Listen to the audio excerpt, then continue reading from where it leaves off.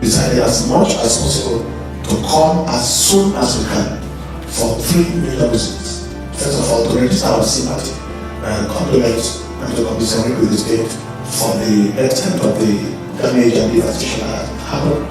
Thank you very much, and may God bless you, bless your family, and bless the members of the church. Thank you very much.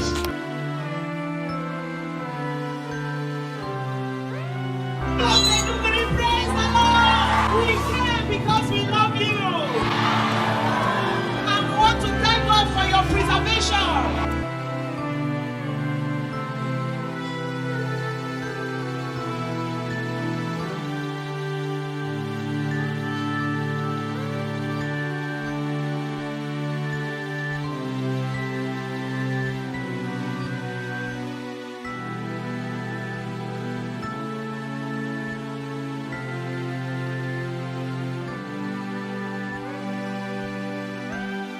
But when we saw and heard the extent of the devastation, we decided to come immediately.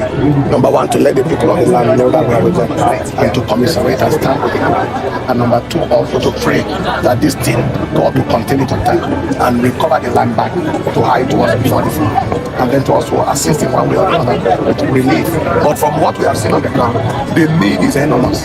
The need is almost, I can't say impossible, because all things are possible. Now we are sending like 9 trucks or so, but you can't cover this. The need is more people need to.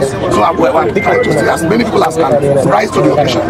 To my degree is very, very important, so that the people can be relieved and relieve on time. The governor has done so much. We can see all the things that is happening. There is so much need that needs to be met on the ground. From what we are seeing, it's incredible.